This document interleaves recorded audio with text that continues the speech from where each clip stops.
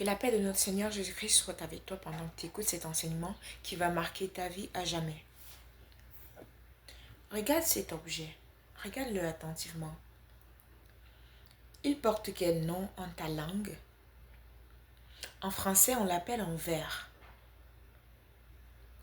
Mais ce même objet a plusieurs noms en fonction de la langue utilisée. Il a aussi plusieurs usages. Certaines personnes peuvent décider d'y mettre du vin, d'autres peuvent y mettre du jus de fruits et toute autre chose. Certains encore pourraient l'utiliser pour mettre du sable et y implanter une fleur. Ok? Mais cela reste un verre. Ça reste le même objet. La nature de l'objet ne change pas. La matière ne change pas. La forme ne change pas. Il reste le même. Ok. Plusieurs enfants de Dieu, plusieurs personnes qui aiment le Seigneur n'auront pas la chance de rencontrer le Seigneur un jour. Et ceci par ignorance. Souvenons-nous que la parole de Dieu dit que mon peuple périt faute de connaissance. Il ne s'agit pas d'un peuple autre, il s'agit de son peuple, mais le Seigneur dit, mon peuple périt faute de connaissance. Le manque de connaissance est encore ce qu'on appelle l'ignorance, ou alors ce qu'on appelle l'obscurité. L'obscurité, le noir. Quand tu marches dans l'obscurité, tu ne sais pas ce qui est devant toi.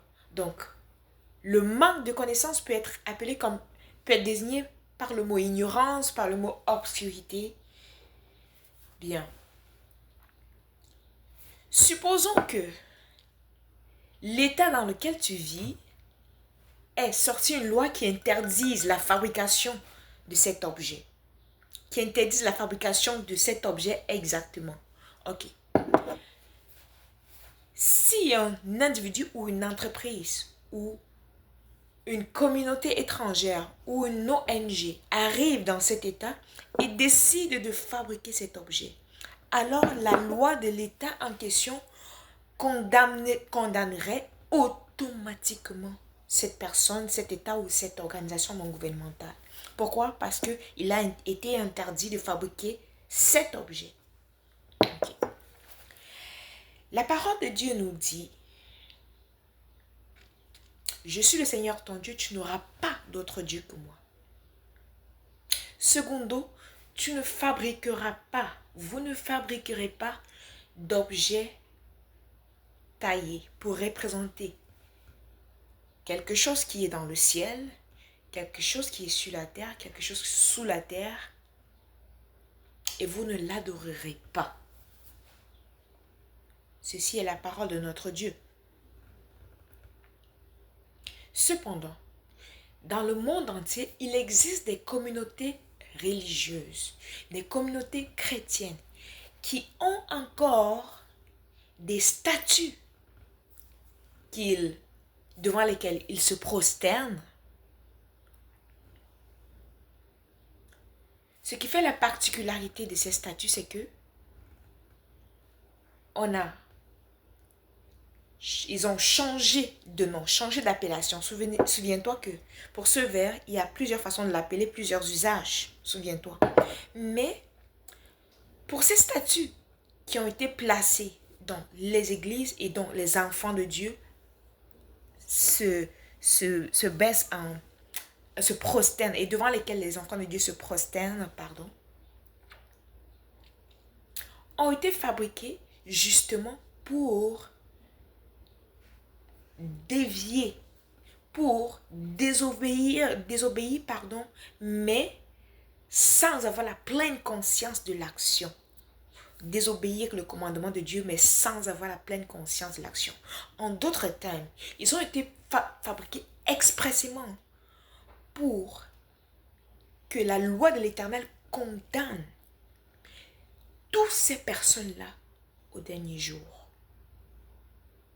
Oui, ces personnes qui se baissent encore devant les statues mais dont l'action de CBC est changée en une appellation qui allège la gravité du péché, la gravité de l'action, afin que ces derniers ne puissent pas avoir la lumière de ce qu'ils sont en train de faire en réalité.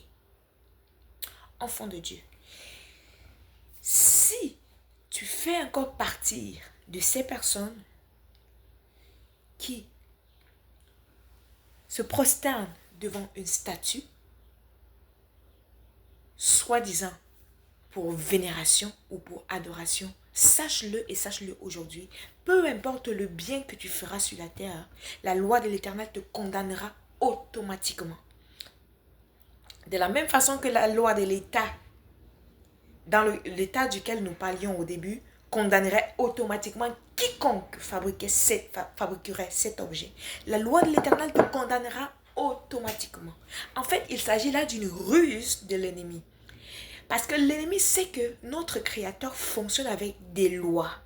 D'accord? Donc, s'il est capable de trouver quelque chose qui te condamne, eh bien, il va juste l'amener sur la table et tu seras automatiquement condamné. Enfant de Dieu, c'est pas pour rien que le Seigneur dit: mon peuple périt faute de connaissance. Mon peuple périt par ignorance. Amen. Donc, je prie que cet enseignement trouve racine en ton cœur et que nul ne te trompe.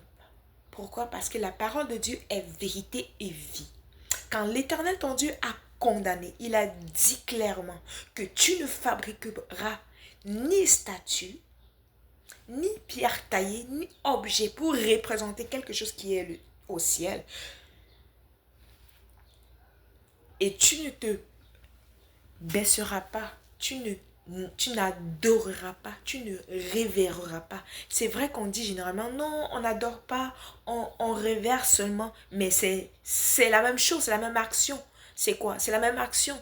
Quand tu fais ça, mais tu es en train d'adorer, c'est un acte d'adoration. Il y a plusieurs façons d'adorer. D'accord? Juste le fait de poser une bougie devant une statuette, c'est un acte d'adoration. Pourquoi? Parce que c'est un sacrifice que tu fais. D'accord? Et c'est dans l'ignorance, en toute ignorance que tu fais. Et sache que le prince de ce monde est le patron de l'ignorance. En fait, il ne peut pas agir tant qu'il n'y a pas d'ignorance. Vous connaîtrez la vérité et la vérité vous rendra libre. La vérité vous affranchira. Parce que tant que tu demeures dans l'ignorance, tu feras des choses qui te condamneront, pensant que ces choses te rendront libre. La parole de Dieu étant la seule vérité, peu importe le nom qu'on associe à quelque chose que ton Dieu a interdit formellement, ne le fais pas tout simplement. Si tu veux être du bon côté. Parce que le Seigneur considère ceux qui vont à l'encontre de ses lois et de ses commandements comme des ennemis. Amen. Souviens-toi qu'il dit dans sa parole: ceux qui m'aiment sont ceux qui font ma volonté. Et la volonté de Dieu, c'est quoi? Entre autres, pour cet enseignement que je te transmets, c'est que tu ne dois pas te fabriquer d'objets pour que cet objet représente Dieu, et que tu ne dois pas adorer un tel objet. En Afrique, il y a beaucoup de ce genre de choses. Certains utilisent des arbres, certains utilisent des cours d'eau. Pour certains, ce sont des pierres. Et ils sont tout à l'aise. Ils sont vraiment à l'aise là-dedans. Ils sont vraiment à l'aise parce qu'il dit non, on doit donner à César ce qui est à César et à Dieu ce qui est à Dieu. Notre Dieu dit dans sa parole lui-même, il est un Dieu très jaloux. D'accord? Quand tu vas à l'encontre de ce qu'il a condamné, principalement pour ce qui est de donner sa gloire à autre chose qu'il a lui-même créé, il n'y a pas de miséricorde là-dedans.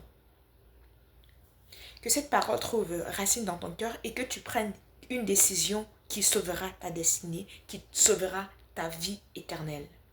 Shalom.